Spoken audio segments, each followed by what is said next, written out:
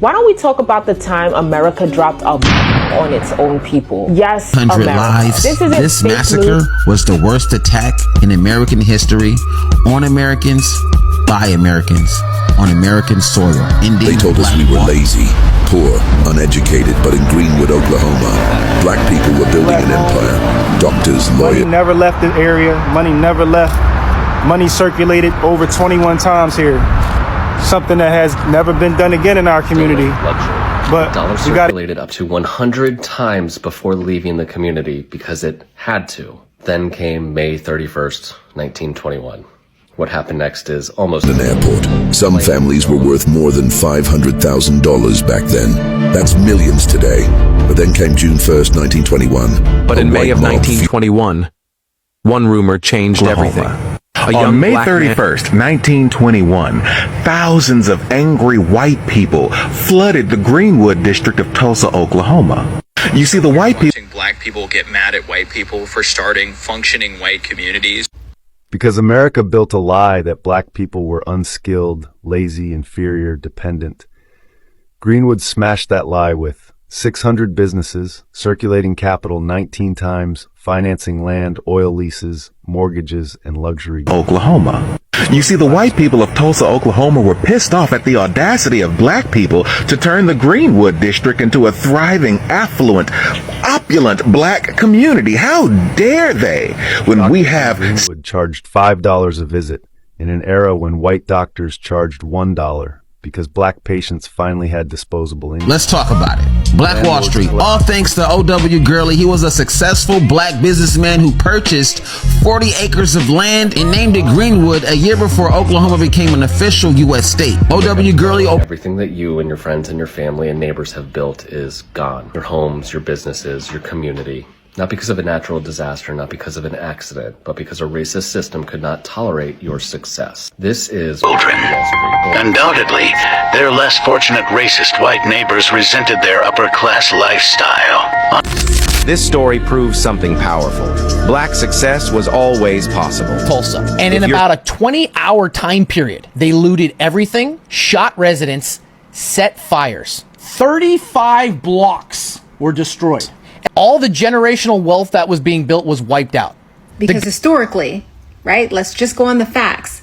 Black success has oftentimes been met with white To make sabotage. it worse, this story was buried, left out of history books, ignored in classrooms, erased from the national narrative. Why? Because it challenges the American dream, or should I say the American myth. The myth that this country has always been fair, just, and racial violence. In the end, 35 city blocks went up in flames. 300 people died, 800 were injured, and 9,000 people became homeless. Because a woman named of Sarah Page cried wolf, which started the downfall of the thriving community of Black Wall Street. America didn't bomb a foreign enemy. It bombed its own city. Because black people built too much wealth, too much power, too much independence. And that was the problem. Because in Jim Crow America, black success was seen as a threat, not inspiration. America didn't bomb Greenwood because it failed. America bombed Greenwood because it worked, and it was the blueprint. If Black Wall Street was destroyed on purpose, then what does that say about the wealth owners? At a time when racial segregation was the law of the land, Black Wall Street thrived, proving that African Americans could build generational wealth despite the odds. Greenwood had everything to succeed. They don't want us to be more than them. We need to be united. No one was ever convicted. Insurance claims were denied, and the city tried to bury the story, literally and historically. From the sky. But here's what they could of white citizens, deputized by law enforcement, methodically destroying 35 blocks of black homes and businesses. More than 1,200 of them reduced to nothing but ash. And hundreds of black residents murdered. Their bodies buried in unmarked mass graves. This was not just destruction, it was planned erasure. Insurance companies labeled it a riot to avoid payments. And insurance companies, they refused to pay. The government, They blamed the victims. Occurred that way. What they did was to disarm and lock up all black men. And then they said to the mob, there's nothing out there now but women and children, so you can do whatever you want. Were left homeless. Despite the devastation, the people of Greenwood rebuilt. But the scars of the massacre, combined with systemic racism, made it impossible to regain its former glory. And everybody was forced to move back in there and rebuild with nothing, and it turned into a complete poverty-stricken area. Still is to this day. In 1921, in Tulsa, Oklahoma, there was a place so prosperous, so self-sufficient, that the people called it Black Wall Street. You could find banks, hospitals, newspapers, luxury homes, all built by Black Americans. And you know what? Many of these were formerly children of enslaved people. And in just 2 days, my viewers, it was tragically wiped off. More than 300 people, were killed. Thousands were left homeless. And an entire community was left burned to the ground. Not by a foreign enemy, but by American citizens with the help of local authorities. But what shocked me more is this. I wasn't born in the United States, but I learned about the Tulsa Massacre purely out of curiosity. Yet, when I asked my American brothers and sisters, including the Black community, most of them have never heard about this. This wasn't about a riot, it was a massacre, one of the most racial attacks in the United States history. And for decades, it was buried, erased from textbooks and silenced. So today, we're going to visit Greenwood. What exactly was it? What really happened in 1921? And why this story still makes other people uncomfortable to talk about it several years later. Stay with me to the very end. You'll hear reactions from different voices along the way. Credit belongs to each of the creators.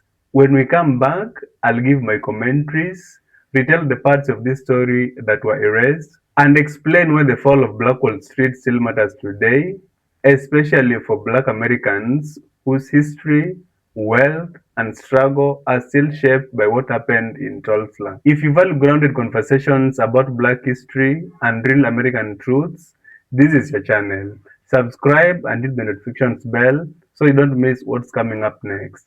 I'll see you at the very end of this. This will be a long one, but it'll be worthy of your time. So stick with me around to the very end. I'll see you. Why don't we talk about the time America dropped a on its own people? Yes, America. This isn't fake news, it's history that's been erased. Listen up because you won't believe how this story unfolded. Imagine a community where Black excellence thrived. Banks, theaters, grocery stores, schools, all owned and run by the people for the people. This wasn't a dream. It was reality in Greenwood, Tulsa, also known as Black Wall Street. This was a place where generational wealth was being built. Families were sending their kids to college. Entrepreneurs were getting to that bag. Greenwood symbolized what was possible for Black folks at a time where people tried to crush them at every opportunity. But success like this didn't sit right with everyone, especially the jealous, unmelanated folks who didn't like people with color. And in 1921, those tensions literally exploded. Here's how it started. A young Black teenager was accused of moving to a white lady. No one knew if this was true, but the word spread. A white mob formed and saw this as an opportunity to tear up the town. When Black residents stepped up to defend the teenager, things spiraled out of control. What followed was one of the most horrifying acts in U.S. history. Mobs stormed Greenwood, lighting up homes and businesses. But it didn't stop there. Planes were used to drop on the neighborhood. In America, over 300 Black citizens, including children, were turned to ashes. Thousands were left homeless. And 35 blocks of thriving businesses, culture, and dreams were turned to ashes and dust in less than a day. And it gets worse. But first, drop a light bulb emoji in the comments if you're learning about this for the first time. I'm curious to see what schools are teaching. Also, make sure you like and share this video. Here's the part that really hits. No one was held accountable. No arrests, no reparations. Survivors were left to pick up the pieces with no help from the free country and the pigs. And to make it worse, This story was buried, left out of history books, ignored in classrooms, erased from the national narrative. Why? Because it challenges the American dream, or should I say the American myth. The myth that this country has always been fair, just, and equal. Stories like this expose the truth, and the truth is uncomfortable. But we can't ignore it, because history has a way of repeating itself. And if we don't learn from it, then the same defeat will get us. Black Wall Street wasn't just about wealth. It was a shining example of what black folks could accomplish, even in a system designed to take them down. Its destruction wasn't just about jealousy. It was about fear. Fear of what black unity and self-determination look like when left unchecked. Greenwood was a threat to the status quo. We need to keep sharing these stories because the more we understand, the stronger we become. This was the richest black community in American history. It's Greenwood in Tulsa, Oklahoma. And in the early 1900s, this place was known as Black Wall Street. This is where black millionaires were being made during segregation. Over 600 black-owned businesses. They had luxury hotels, black-owned banks. They owned private planes, doctor's offices, movie theaters, and more. People were building generational wealth at a time when they couldn't even eat in certain restaurants. But here's what they don't teach in history class. In 1921, the success of Black Wall Street was seen as a threat. A white mob destroyed Black Wall Street in 24 hours. 35 blocks up in flames. Hundreds of people were killed, and thousands were left with nothing. This is the last standing black-owned church. The 12 others burned down in the massacre. And this is the last standing house from Black Wall Street. Although they tried to erase the history of Black Wall Street, today a new legacy lives on. Right where it all happened, black-owned businesses are thriving again. Picture this. Tulsa, Oklahoma's Greenwood District, known as Black Wall Street, was one of the most prosperous African American communities in the United States. The all-black town had banks, hotels, cafes, movie theaters, and contemporary homes with bathrooms. They also boasted a remarkable school system that superiorly educated black children. Undoubtedly, their less fortunate racist white neighbors resented their upper-class lifestyle. On May 31st, 1921, the Tulsa Tribune reported that a black man was being questioned about an attempted rape of a white woman. Angry whites refused to wait for the investigative process to play out, sparking days of unprecedented racial violence. In the end, 35 city blocks went up in flames. 300 people died, 800 were injured, and 9,000 people became homeless. Now you know. So during the time, black businesses were flourishing on Black Wall Street, and black people were making more than the average and some of the richest white men. White residents started to lose their mind, and in order to maintain their elite status, they had to come up with an excuse to destroy Greenwood.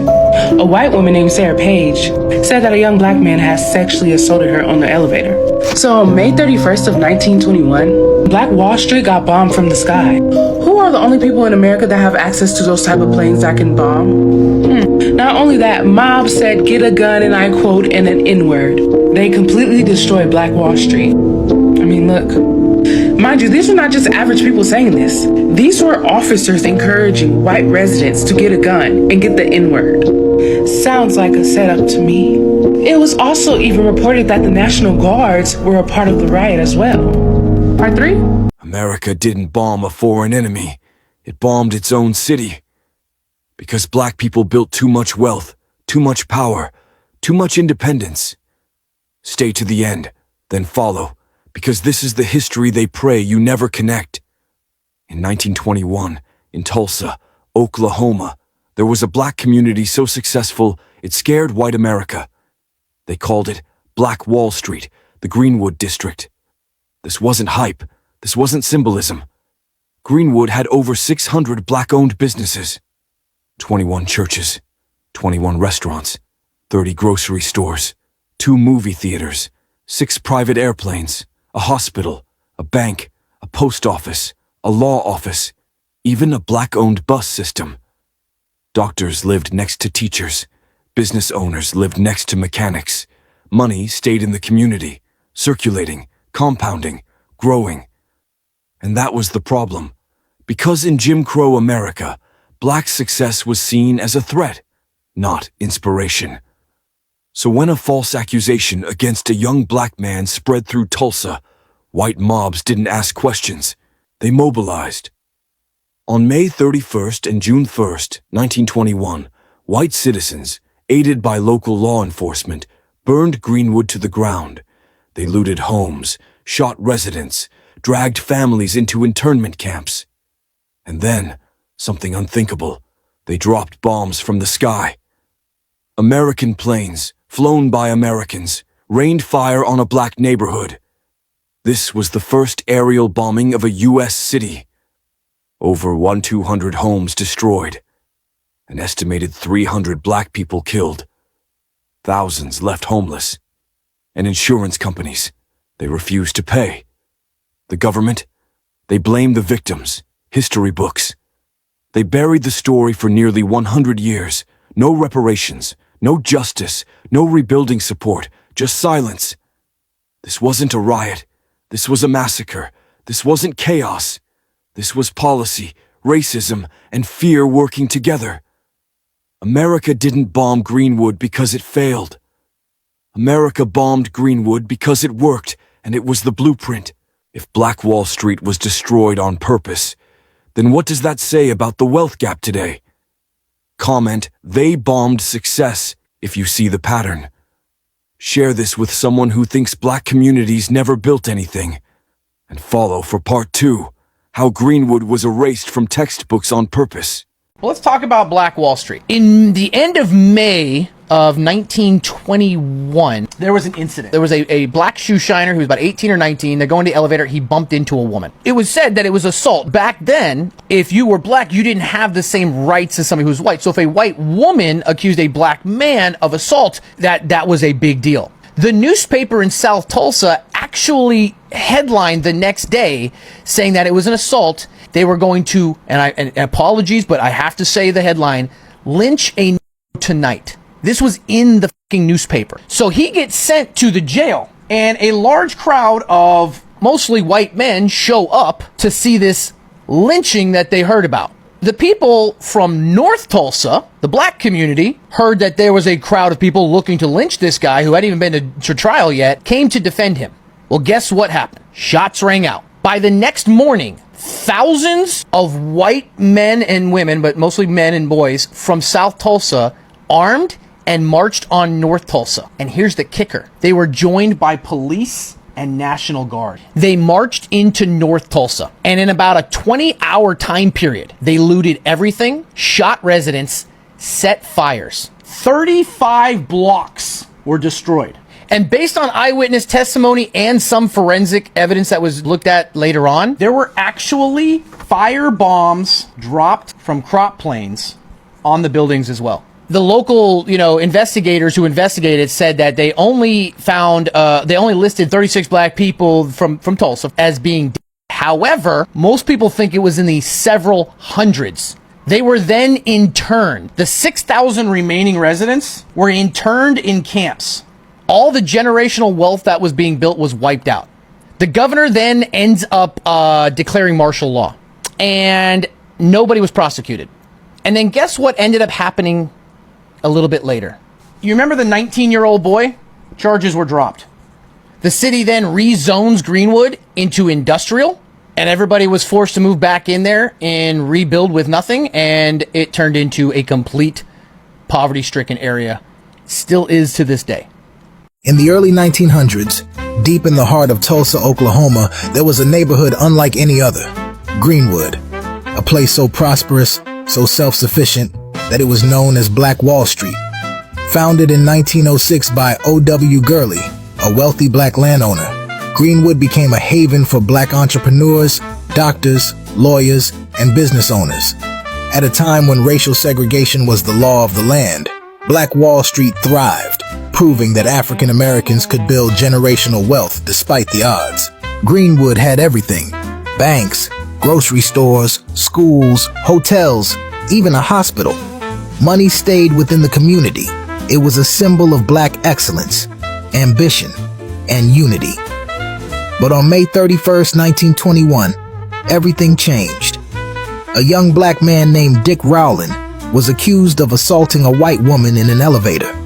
The truth didn't matter. Mobs of white men gathered, tensions rose, and within hours, they launched one of the deadliest racial massacres in American history.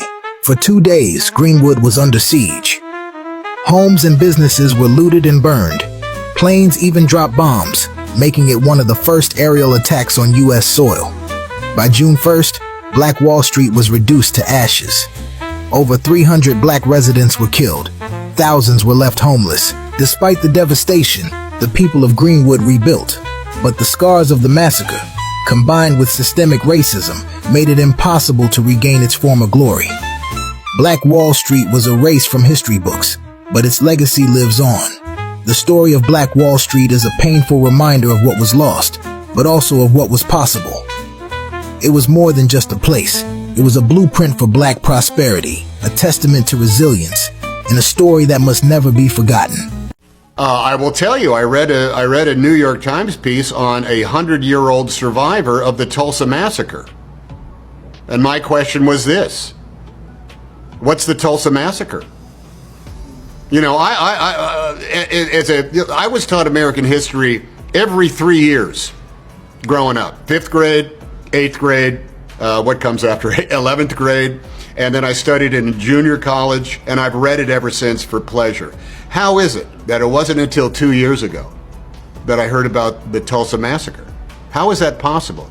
I've heard about Custer's Little Bighorn. I heard about the Alamo.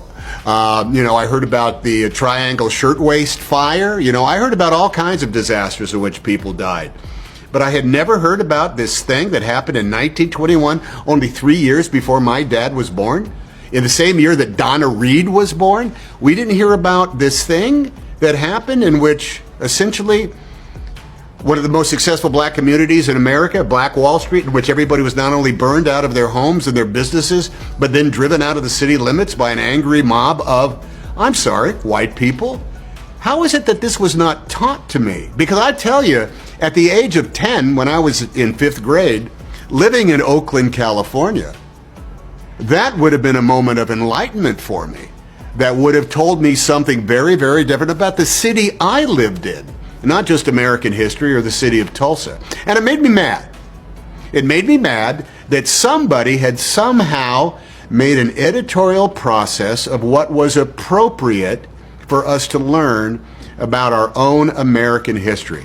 It made me angry that it took until I was, I'm 60, I'll be 66, just about 2 weeks after Juneteenth, I'll turn 66.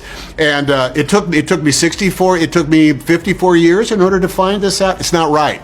It's not right, and it's doing a disservice to all of America in order to not point out some very, very simple, and I meant, dare I say it, facts that can be accepted.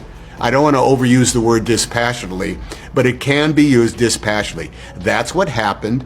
Nobody alive today is guilty over of it. Nobody alive today is to blame for it, except perhaps the people who said, let's not talk about that. That's not right. We should be able to talk about all of these aspects, so they will teach us more of the fabulous story of our diverse history and understand where we all come from. I knew more about my Portuguese heritage than I did about being black and living in Tulsa in 1921. That's not right. It's not what an education should be, and it's not what the grand, I think, lesson of even something as basic as our Pledge of Allegiance should be, when we're going to dare to say the words, with liberty and justice for all. We didn't have a moment. That was not liberty and justice for all, and that's not right, and it made me mad. One of the single greatest acts of racist terror in U.S. history. In 1921, the thriving African-American neighborhood of Greenwood in Tulsa, Oklahoma, was known as Black Wall Street for its concentration of successful black-owned businesses before it was burned to the ground by a white mob. The violence grew from confrontation at the Tulsa courthouse, where whites had gathered to abduct and lynch a jailed black man who'd been wrongfully accused of assaulting a white woman. Black residents of Greenwood arrived to stop the lynching. Gunshots erupted, after which the white mob set upon Greenwood for 18 hours of mass murder, arson, and looting that would become known as the 1921 Tulsa Race Massacre. An estimated 300 African Americans were killed, over 1,000 injured. 10,000 were left homeless as the racist mob, some of them deputized and armed by Tulsa law enforcement, along with members of the Ku Klux Klan, terrorized the black population. Airplanes were used to drop dynamite and crude incendiary bombs on Greenwood, ultimately burning over 35 city blocks. Over 1,200 homes were destroyed, along with countless businesses. The actual number of dead will never be known, as bodies were tossed into mass graves or thrown in the river. A thriving African-American community, once spanning 40 square blocks to the massacre of 1921. 1,256 homes burnt down. This history is recent enough that there are still 3 people who lived through it. That horrific act of racial violence, followed by decades of forced urban renewal and so-called revitalization, reduced Greenwood to just one city block and destroyed generations of black wealth and prosperity. Did you know the wealthiest black community in America was completely destroyed in just 16 hours? In 1921, Tulsa's Greenwood District was known as Black Wall Street. It was home to successful businesses, banks, and thriving families. Until a false accusation against a black teenager changed everything. On May 31st, a white mob gathered, demanding revenge for an alleged assault that never happened. What followed was unthinkable. Private planes flew overhead, dropping incendiary bombs on homes and businesses. This was the first aerial bombing of American civilians in history. For 16 hours, 35 city blocks burned to the ground. Police didn't stop the violence, they joined it. 300 people were murdered. 10,000 were left homeless. When survivors tried to rebuild, insurance companies refused to pay a single claim. The most shocking part? This massacre was completely erased from textbooks for 50 years. An entire generation grew up never knowing that America's most prosperous black community was destroyed by domestic terrorism. History they tried to bury. Newsflash, buddy, we did. If you did more than a second of research off your Fox News brain, you would understand what it is. Look up Black Wall Street. It really is that simple. It was a thriving black community that didn't have anything you said. You know how that community was destroyed? Because a white woman named of Sarah Page cried wolf, which started the downfall of the thriving community of Black Wall Street. You know, and then you know who destroyed it? It wasn't black people. It was other white people that came in, burned, destroyed, and killed people. They even dropped bombs on the community, right? We got a crumb, made it into bread. The bread was stolen, murdered, and burnt to a crisp. Hey, can't help you with that though. Did you know there was once a black city so wealthy, it was called Black Wall Street? By the 1920s, Greenwood, Tulsa, Oklahoma wasn't just thriving, it was an empire. But here's the part they never wanted you to know. Keep watching till the end. In the heart of America, black entrepreneurs turned Greenwood into the richest black city in history. Black Wall Street had 600 black-owned businesses, luxury hotels, private doctors, and even 6 private planes. The people of Black Wall Street weren't just surviving, they were thriving. Doctors so skilled that even white patients came for treatment. Real estate moguls who owned entire neighborhoods. Bankers who financed black success. Imagine sending your kids to school in tailored suits, because education was that important. Wealth flowed through every street, high-end restaurants, jazz lounges, and grand theaters. But ask yourself, if Black Wall Street was so successful, why isn't it taught in schools? This story proves something powerful. Black success was always possible. If you're still watching, comment legacy, and follow for more hidden stories. You wake up tomorrow and everything that you and your friends and your family and neighbors have built is gone. Your homes, your businesses, your community. Not because of a natural disaster, not because of an accident, but because a racist system could not tolerate your success. This is Black Wall Street, born from violent segregation in Tulsa's Greenwood District. Banned from white banks, grocery stores, businesses of all kinds, black Tulsans built something extraordinary. Their own world. A world that shattered every single lie that white supremacy told about black Americans. A thriving black hospital with world-class surgeons. A savings and loan company financing the dreams of black Americans. Movie theaters, hotels with crystal chandeliers, and shops selling the latest fashions from as far away as Paris. 36 grocery stores, 15 doctor's offices, multiple car dealerships when cars were still a luxury. A dollar circulated up to 100 times before leaving the community because it had to. Then came May 31st, 1921. What happened next is almost unbelievable. Planes owned by wealthy oil companies built on black labor, dropping incendiary devices from the sky. Thousands of white citizens, deputized by law enforcement, methodically destroying 35 blocks of black homes and businesses, more than 1,200 of them reduced to nothing but ash, and hundreds of black residents murdered, their bodies buried in unmarked mass graves. The survivors forced into detention centers, their land rezoned to prevent rebuilding. Many of them even lived in tents for months while still being expected to work for their white employers. Not a single person was ever convicted of any murder. The most chilling part is this was not just destruction, it was planned erasure. Insurance companies labeled it a riot to avoid payments. Newspaper archives mysteriously disappeared. Survivors silenced. For decades, this was not even taught in Oklahoma schools. When Mary E. Jones Parrish, a survivor, wrote her eyewitness account, copies of her books disappeared from the libraries. Think about that. An entire community, a testament to black self-determination, deliberately wiped off the map. Not in 1821, not in 1861, 1921, 104 years ago. This was not random violence. This was a calculated message from white supremacy. Black independence would not be tolerated.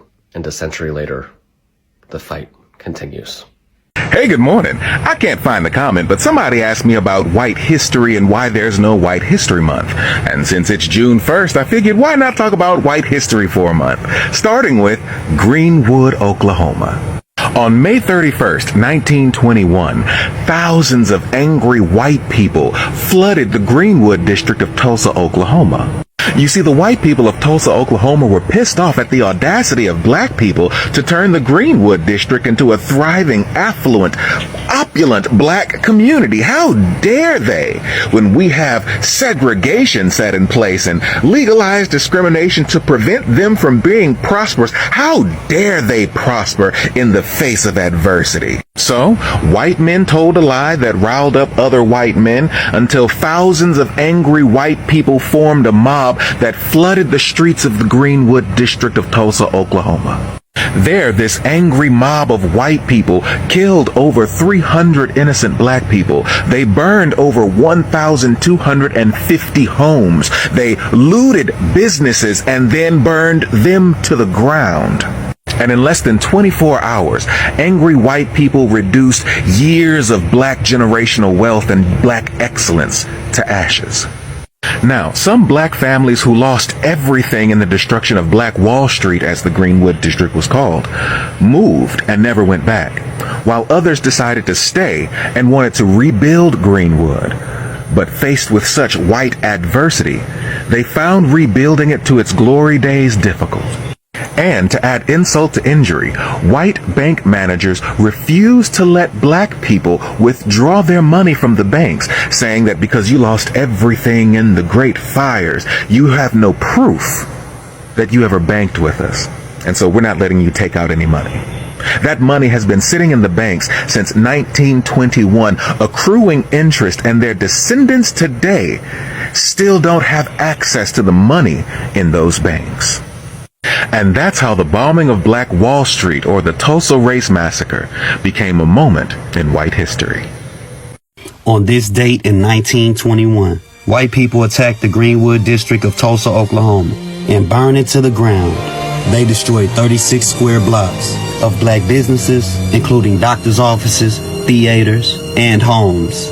These black people lost everything, including at least 300 lives. This community was more known as Black Wall Street, and it was also known as Little Africa. Black Wall Street is considered to be the most economically prosperous community of African Americans in U.S. history. The massacre on Black Wall Street was the worst attack in history on Americans by Americans on American soil. Facts. That was Oklahoma Black Fact number 74. On this date in 1921, white people attacked the Greenwood District of Tulsa, Oklahoma, and burned it to the ground. They destroyed 36 square blocks of black businesses, including doctors' offices, theaters, and homes.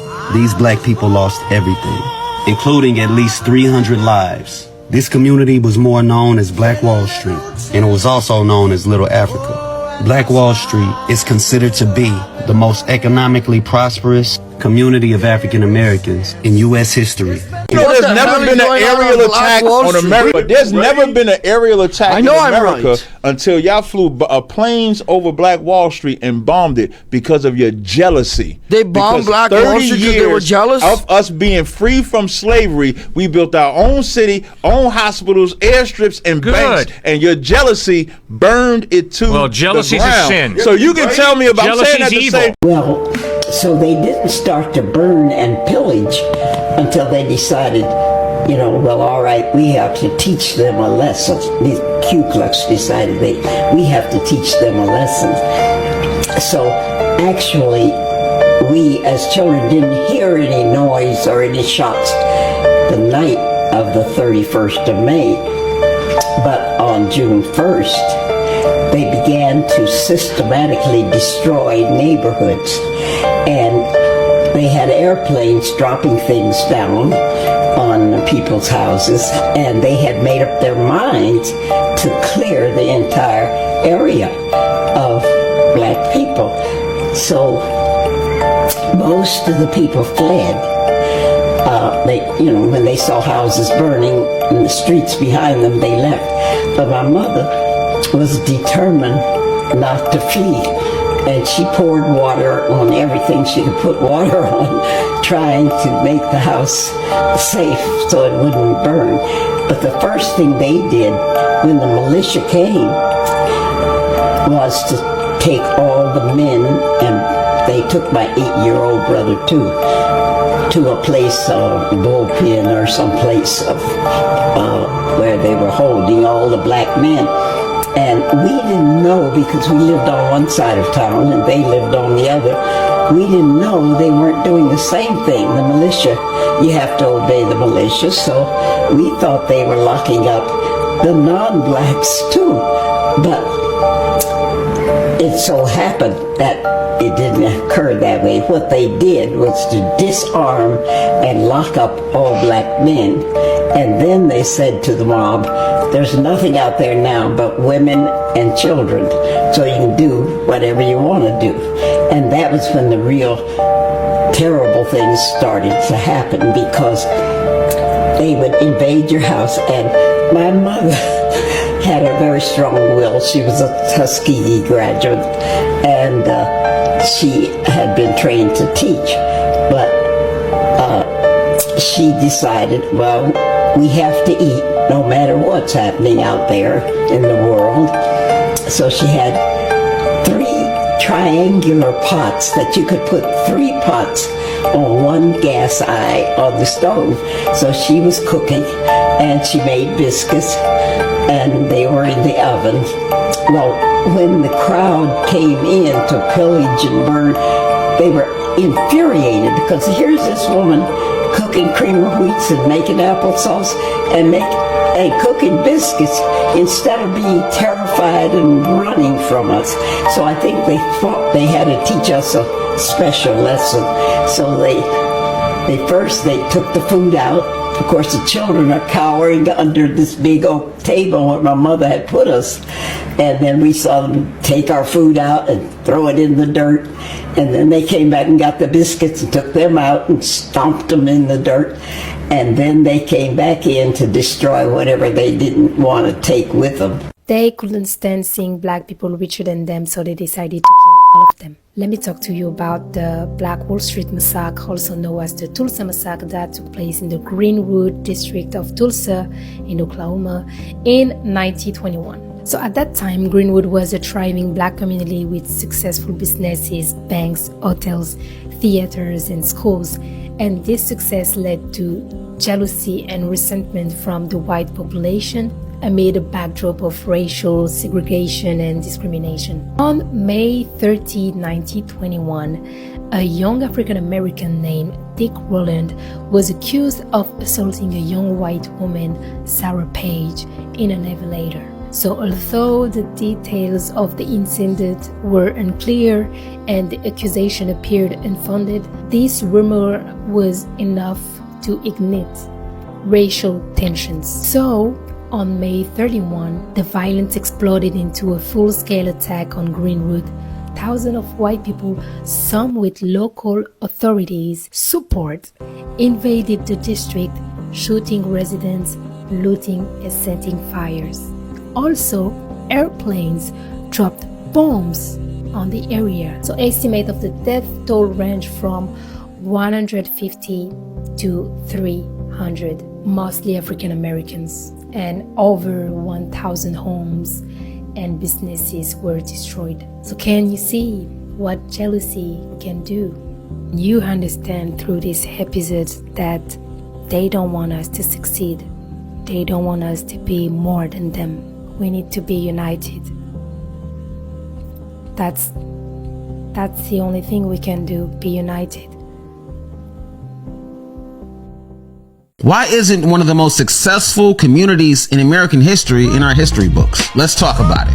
Black Wall Street. All thanks to O.W. Gurley. He was a successful black businessman who purchased 40 acres of land and named it Greenwood a year before Oklahoma became an official U.S. state. O.W. Gurley opened stores throughout the town and even sold land to other black people, giving them the right to ownership so they can open their own stores and businesses. Now, over time, population grew to over 11,000 black people. They opened their own schools, churches, restaurants, banks, libraries, hospitals, post offices, offices for doctors, lawyers, dentists. Business was booming. They had movie theaters, barbershops, more grocery stores, clothing stores, and even nightclubs. The more the money stayed in the community, the more powerful the Greenwood District became. Get this, they had more millionaires residing there than the United States combined. Even the people who worked outside of the Greenwood District only spent their money in Greenwood, reinvesting into the community. This is why Black Wall Street was one of the most successful neighborhoods in American history. Now, over the past few decades, Americans chose to ignore Black Wall Street, the Greenwood District, and what happened in Tulsa, Oklahoma. But this is where it gets shady. In 1919, the state of Oklahoma started giving the people of Greenwood District a hard time.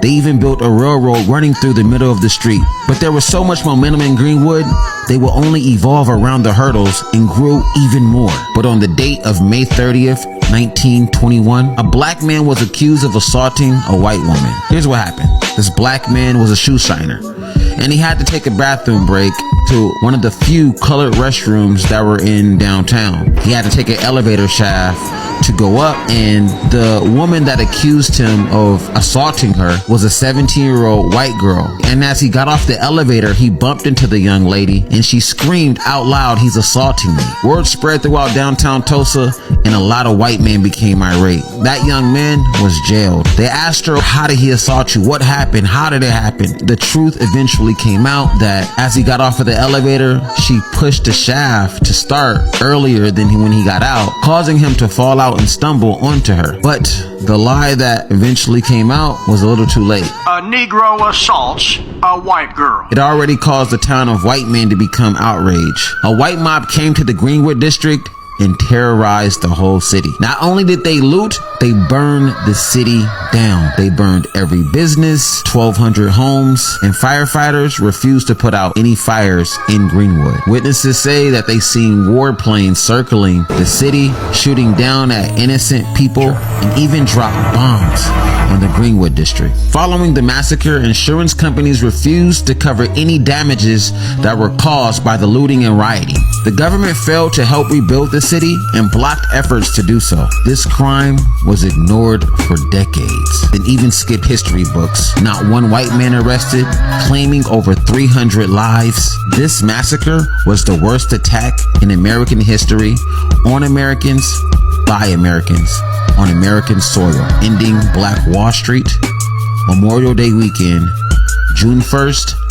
1921. Quick history lesson. So, Black Wall Street used to be a thriving civilization of independent black people that existed in Tulsa, Oklahoma. Hollywood and Democrats are obsessed with it. I mean, they're really obsessed. I mean, like destroying the recent HBO Watchmen series, obsessed. Democrats like to say this is proof of how white people are just completely evil and unjust. In 1921, Black Wall Street was bombed by the National Guard. Horrible, I know, right? Saying it was devastating to the black community is an understatement. The only problem is Democrat Governor James B.A. Robertson ordered for the National Guard to do the bombing. Black people love saying the man is the source of their problems, but they forget to mention that the color of his tie is blue. It's really time for us to stop voting for our problem. Black Wall Street was so much more than the location of the worst incident of racial violence in U.S. history. In the early 20th century, a black landowner and entrepreneur purchased 40 acres of land in Tulsa, Oklahoma, and established the Greenwood District. With a vision to create a thriving black community, he opened a grocery store and a boarding house, and encouraged other black professionals, business owners, entrepreneurs, until Greenwood became a place of wealth and independence. It had everything that you would normally see in a prosperous town. Medical practices, law firms, banks, churches, schools, nightclubs, theaters, restaurants, shops, homes, all the things. The Stratford Hotel, which was one of the nation's best at the time for black Americans. Fueled by the oil boom and Washington's Declaration, Greenwood was one of multiple African American districts like this across the country. They were collectively and proudly known as Black Wall Street. While Greenwood is the most well-known, and for horrendous reasons, all of these black-owned, black-run business districts were places of incredible economic growth and independence, culture, and empowerment for these resilient humans who finally had a chance at life. And that was taken from them. In 1921, a black community was bombed from the sky by Americans. You didn't learn this in school. Tulsa, Oklahoma. The Greenwood District, known as Black Wall Street, was thriving. Black-owned banks, doctors, lawyers, businesses. Then came a racist mob. Over a false accusation, white residents attacked. Planes dropped firebombs. Over 300 black residents were killed. Thousands were left homeless. The city never fully rebuilt it, and for nearly a century it was left out of U.S. textbooks. Until recently, survivors were still fighting for justice and for the world to know what really happened. Did you know there was once a black community so wealthy it had its own private planes? Doctors, lawyers, pilots, teachers, black families who turned survival into success. This wasn't a dream. It was real. Greenwood, Tulsa, Oklahoma, a thriving black community with over 600 black-owned businesses. They called it Black Wall Street. Stick around till the end, because what happened next was one of the darkest crimes in American history. By 1921, Black Wall Street had everything: luxury hotels, a 54-room hospital, grocery stores, newspapers, barbershops, movie theaters. People wore suits to school. They passed down property, wealth, and pride. In a country built on keeping black people down, Greenwood said, "We'll rise anyway." But in May of 1921, one rumor changed everything. A young black man was accused of assaulting a white woman. No trial, no proof, just a lie. Within hours, a mob of over 10,000 white people surrounded Greenwood, and by sunrise, Black Wall Street was gone. Planes dropped firebombs. Churches burned. Families were shot in the street. Over 300 people murdered. 35 city blocks reduced to ash. No one was ever convicted. Insurance claims were denied, and the city tried to bury the story, literally and historically. But here's what they couldn't erase. The spirit of Greenwood never died. Because Black Wall Street wasn't just a place. It was a mindset. A reminder of what we're capable of when we own our power. On today's episode of the Unwhitewashing of History, we're going to discuss Black Wall Street. Now, while many of you are familiar with the devastation of Black Wall Street, and you can pause to read here as well, and I'll link this article in the comments, but I came across this name here, O.W. Gurley, and I saw that he is being referred to as the Jeff Bezos of Black Wall Street. Ladies and gentlemen, meet Otwa W. Gurley. Ottawa knew he would never be a success in the Jim Crow South. Born on Christmas Day, 1868, to freed slaves in Huntsville, Alabama, he grew up in Pine Bluff, Arkansas, where he was largely self-educated. You can pause to read, as well as this too. He sold his store and land in Perry and moved about 80 miles to Tulsa in 1905, and taking the second major risk of his young life. And you can pause to read the rest. Not only is he revered as the Bezos of Black Wall Street, but the founder. 99 years ago today, Black Wall Street was burned to the ground. It was one of the worst incidents of racial violence in U.S. history, and yet many people don't even know it happened. Black Wall Street was a neighborhood in Tulsa, Oklahoma that was the most prosperous black community in the country at the time. But the local white population resented this prosperity. When a black teenager was accused of assault, white residents began rioting. First, they looted local stores for weapons and ammunition. Then, they began attacking Black Wall Street. 24 hours later, 300 black residents had been killed and 10,000 were made homeless. The white rioters looted over 200 buildings indiscriminately. The police participated and the fire department refused to put out the blazes. When the National Guard arrived the next day to bring order, only black residents were arrested. And 99 years later, to the day, not a single white person has ever been prosecuted for what happened. So the founder of Black Wall Street was O.W. Gurley. So he was able to buy 40 acres of land, right, on this very site right here. And he sold parcels of land out to other black business owners. And they was able to build this bustling town called Black Wall Street, Tulsa, Oklahoma, right here. So we need to focus on how he built it and not focus on so much of how it got burned down. But when we build again, we got to protect ourselves. Like I said, we got to protect it. But this used to be all black businesses, all black owned. Money never left the area. Money never left. Money circulated over 21 times here. Something that has never been done again in our community. But we got to get back to it. Black Wall Street, O.W. Gurley started it. So let's... Terrible events in history. I'm sure that many people have heard the term Black Wall Street, but there's a lot of confusion about what that actually is. You see, Black Wall Street wasn't an idea or a stock market or anything like that. It was a physical place. So after the Emancipation Proclamation was issued, slaves across the South were freed. And these communities of former slaves gathered around each other for mutual support in a society that generally was against them. And in one of those places, it was here, Tulsa, Oklahoma, which going into the 1910s and 20s was absolutely flourishing, with most notably a lot of this development actually occurring with African Americans.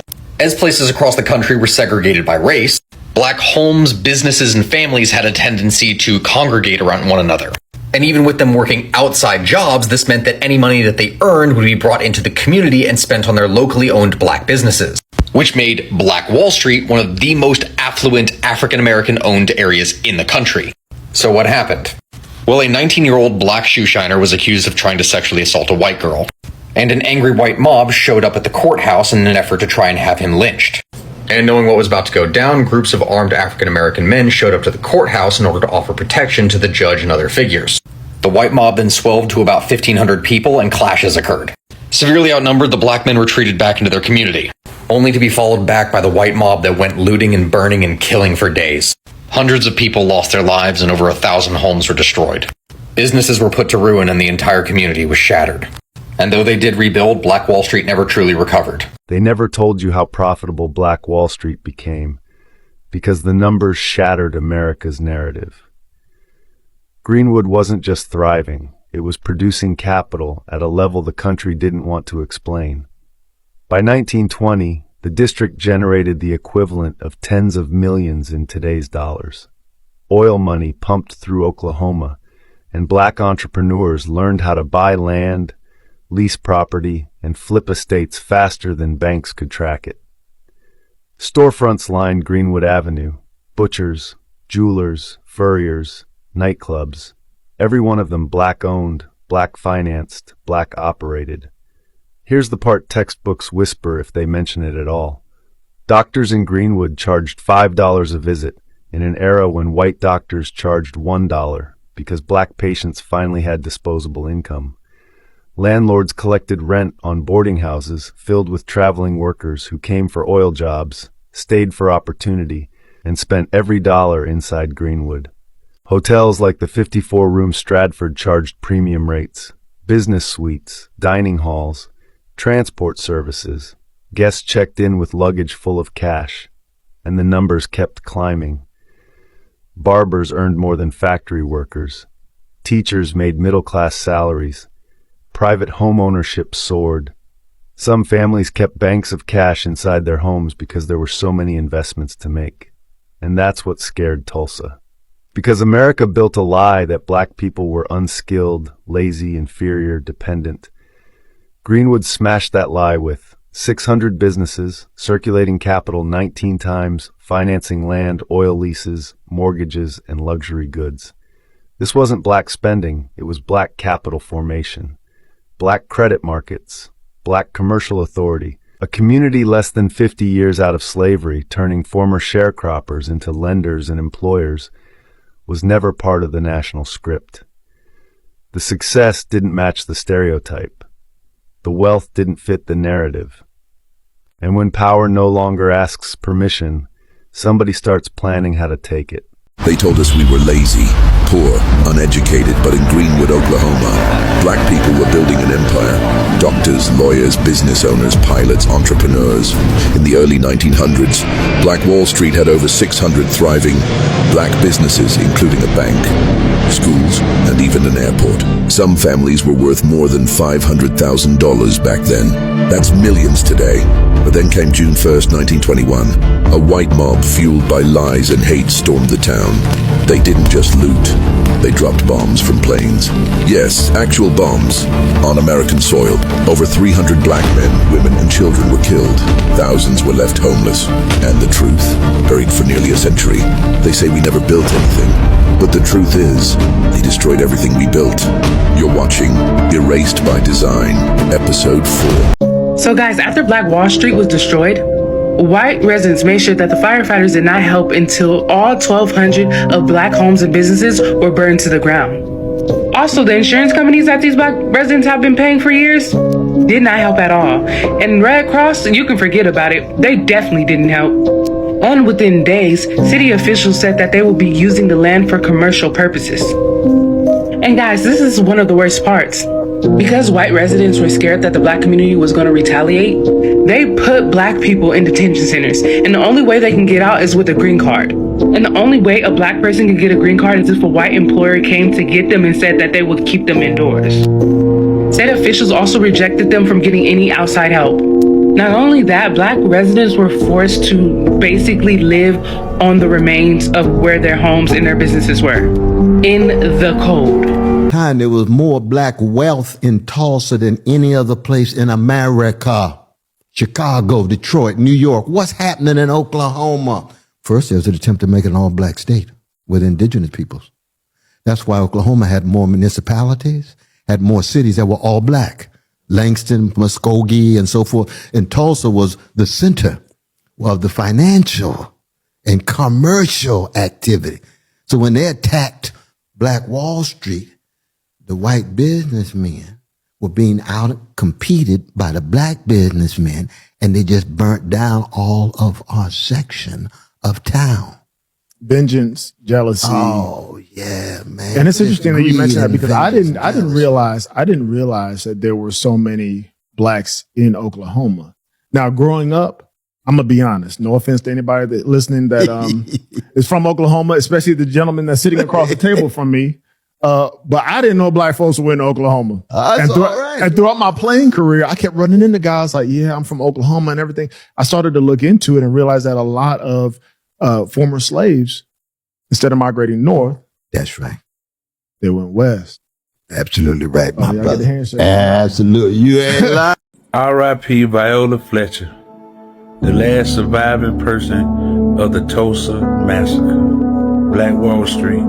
She was a great woman. Matter of fact, everybody called her Mama Fletcher. She always advocated for justice for the Tulsa Black Wall Street Massacre. One thing she did, she ain't let them crackers forget what they did. She wanted the future generations to know what happened to them. She was only 7 years old when she watched that house burn down. And all them mob of white folk, everybody seen Greenwood. Shit was terrible. She was a welder in World War II. Boy, that's cool as hell. She went on just to live a regular life, just being a good person, a mom, you know, and just doing what she had to do. Worked her whole life. Them crackers took that away from her. Imagine if she would have got to fulfill the way she was supposed to. And ain't nothing wrong that way she lived. I'm just saying. She lived to see 111 years old. She truly lived a long life. And R.I.P. to her. And we won't ever forget. Won't ever forget what they did. Won't ever forget what you went through. And we're going to keep trying and try to be the best we can be. And rest in peace. Mama Fletcher. I'll give you a good example. Black Wall Street in Tulsa, Oklahoma was burnt to the ground.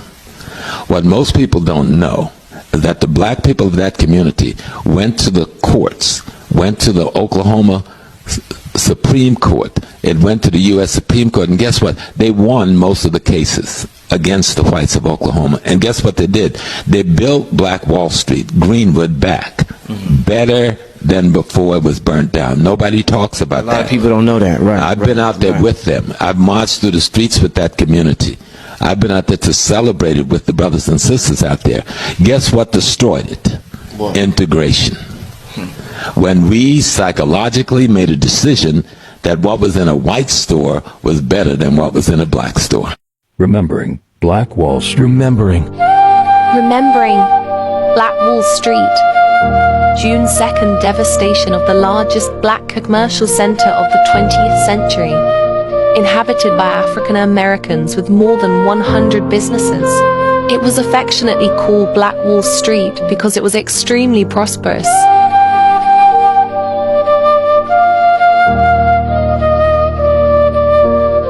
March 31st through June 1st, 1921, marks the two-day-long white terrorist massacre of this black-owned and operated enterprise.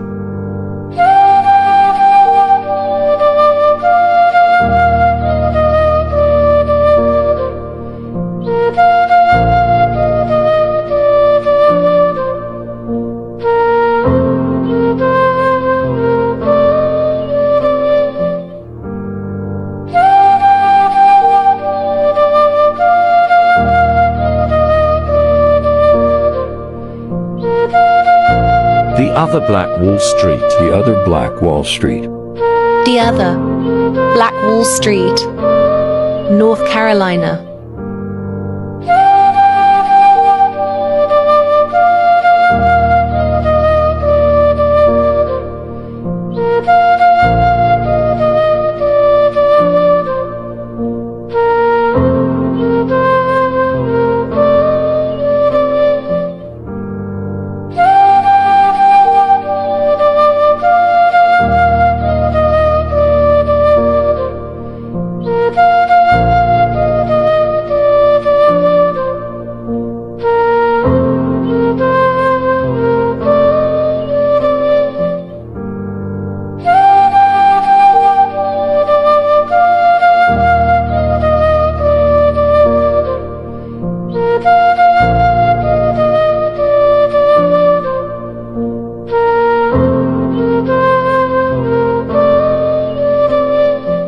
A big thank you to you all for making it to this very end, where we add depth and layer to meaning to the clips and contextualize everything in our conversation today. So let's talk about the background of Tulsa. Historically, Black Americans were servants in that region. Then came 1906, when somebody called O.G. Galley, a Black American, moved in and bought about 40 acres of land, making sure that he sold it only to Black Americans, giving them the rights to own property and land. So this was an opportunity for Black Americans, Black American immigrants who were moving from Mississippi, where there were harsh oppressions in that region. That is the basic foundation and background of Greenwood. So it became one of the most prosperous Black American communities in America by then. It was even nicknamed Black Wall Street because it had black-owned banks, hospitals, hotels, newspapers, a remarkable schooling system for Black American community. It also boasted of lawyers, doctors, entrepreneurs, all those professions. Even to put this in perspective, The average income of the black community exceeded what the minimum wage is today. And you know what led to this? It was segregation. Segregation did not allow black Americans to, purchase stuff from shops owned by whites community. So it led to a system of self-sufficiency and independence for the black community. It was even said that a dollar circulated between 36 to 100 times and remained in that locality for almost a year before leaving the locality. So this was a very, self-sufficient region. And Oklahoma had only 2 airports, but can you imagine? 6 black families owned 2 of those planes. So that was a remarkable, wealth for that community. Then came May 31st, 1921. On this day, at the elevator in Drexel building, something horrible happened. 19-year-old black American and Shoshana by the name Dick Rowland was reported to have attempted to assault a white American by the name Sarah Page. Sarah was 21 years old. Then the next day, Tulsa Tribune published on its pages this story, and there was an accompanying editorial that lynching was, planned for that very night. And then at the courthouse where Roland was being held, there was a scuffle between black and white community as the blacks had gone to stand with their own. When this arose, the black community, who were just a few in number then, they were outnumbered and they retreated back to their homes. So as they retreated, what happened next was something out of a horror movie, For the next 2 days, white family raided and looted black communities, setting ablaze everything that they owned. Most whites, were in the mob were people who had come back from World War I and were trained on, how to handle guns and the stuff.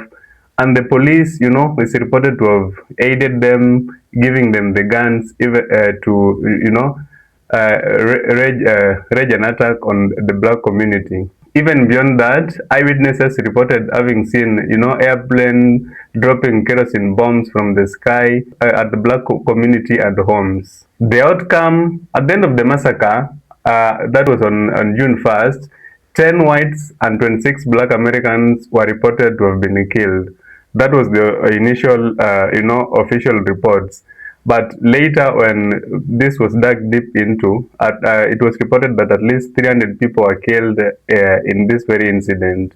We also had 35 city blocks going up in flames, 1,400 homes and businesses getting burned, 800 people were injured, and as many as 6,000 black residents of Tulsa were interned, and at least 9,000 people became homeless after this very incident. And what was the cause of everything? Well, this massacre can be attributed to a number of factors, but let's begin with white resentment. Blacks were historically servants, as I mentioned earlier, in that region. So when Mr. Gali moved in to empower black Americans and challenge this very status quo, it allowed for little time for adaptation from the whites. Whites equated improvements in wages and working conditions as communistic threats. They never wanted this to see the light of day. So in essence, whites were resentful that blacks no longer passively accepted second-hand citizenship in their own homeland. The other cause is on police management of the situation. You see, they mismanaged everything. They allowed crowds to gather at the courthouse. They should have, dispersed them and just done anything possible to contain the crowd. And then when the riots began, they deputized whites without discretion, arming them even with guns. Also, they disregarded due process. You see, they arrested black Americans and interning them in detention camps. Meanwhile, no white person was arrested during these very riots. The other cause is on politicians and the media. They had falsely framed the Tulsa riot as an uprising started by lawless black people. Tulsa newspapers also had initially referred to Greenwood District as, Little Africa and End Town. These were inflammatory, editorial content. Generally, white politicians and residents perceived the black community as predisposed to crime, and that it needed some element of social control. So having laid that foundation, you may want to ask yourself, was this an accident or just something that happened spontaneously? So if you're thinking this was an accident, you're very wrong. Destruction of this successful Black American community was no accident. Let that sink. It was a necessary and a natural response to, put the Black Americans who are perceived to be out of line to be put back in their places. You see, 2 days after the riot, the mayor established the Reconstruction Committee to redesign the Greenwood District for industrial purposes. Well, you may want to argue that two days was too soon. Well, let's just assume maybe they just needed to, walk over everything. But what happened during the process is striking. You see, blacks were offered below market value for their property. What?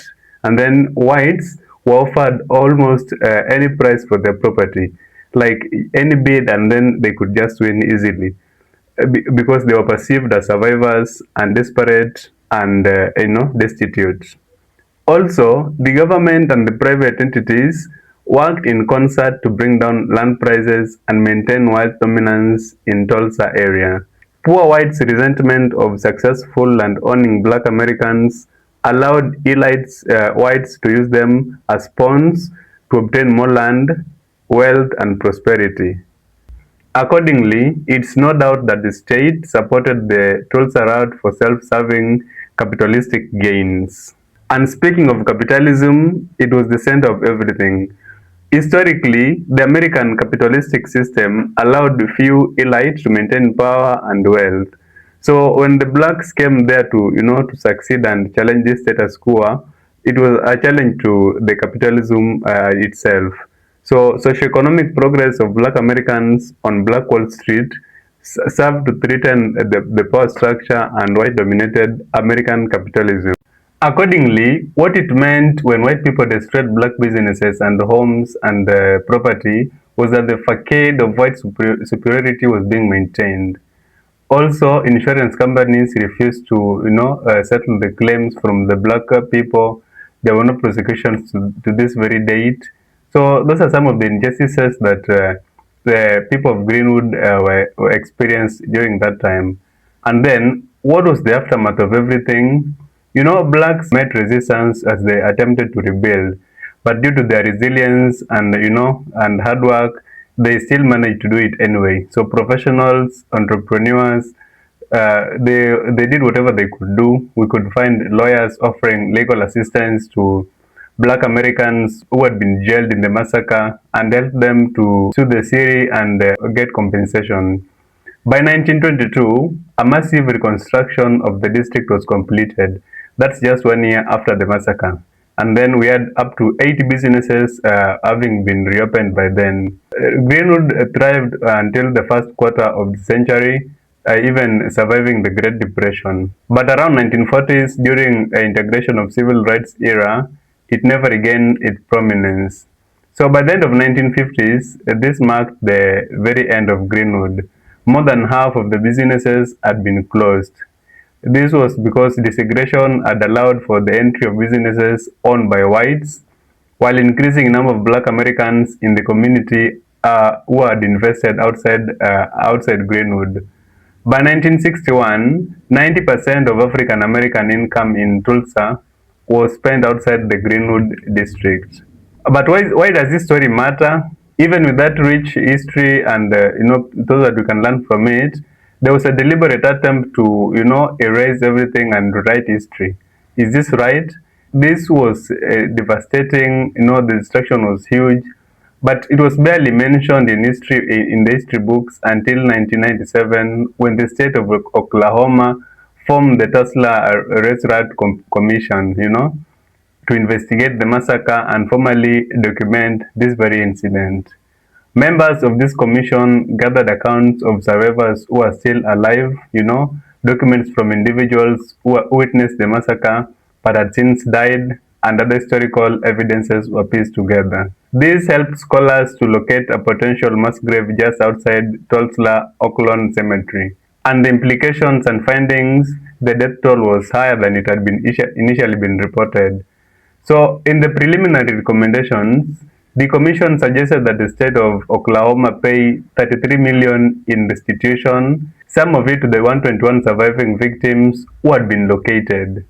However, no legislative action was ever taken on the recommendation, and the commission had no power to force legislation. So, justice was being defeated. The Commission's final report was published on February 28, 2001, and in April 2002, a private religious charity, the Tulsa Metropolitan Ministry, paid a total of $28,000 to the survivors, a little more than $200 each, using funds from private donations. So you may ask yourself, why does this story even matter today? Because maybe you could say it's just a piece of history, but that's where you get it wrong. Wealth destruction then means a generational setback today. The racial wealth gap didn't happen randomly. There was a reason for that, and Tulsa is one of these very reasons. Black Americans didn't fail, like they have always been portrayed, but wealth was destroyed. Greenwood wasn't an isolated incident. We've had Rosewood, Wilmington, and that list is always endless. And this point to a pattern that was, designed to, thwart or combat any efforts by the blacks to rise. Again, it matters today because mistrust in institutions is historical, not emotional as others would want to portray it. So when people ask, why don't black communities have more? Tulsa is part of the reason. This is why, for many black Americans, history isn't distant, it's inherited. So my viewers, as I come to the end of this, Black Wall Street wasn't just burned down, it was erased, and the erasure has consequences. Remembering Greenwood isn't about guilt, it's about the truth. If stories like this matter to you, I implore you to subscribe and hit notifications bell so you stay with us and you never miss any update. I'll see you guys in my next video. You can weigh in this discussion in the comment section, say whatever you want to say, and maybe others would also comment on that, and then let's just keep this conversation going. See you then.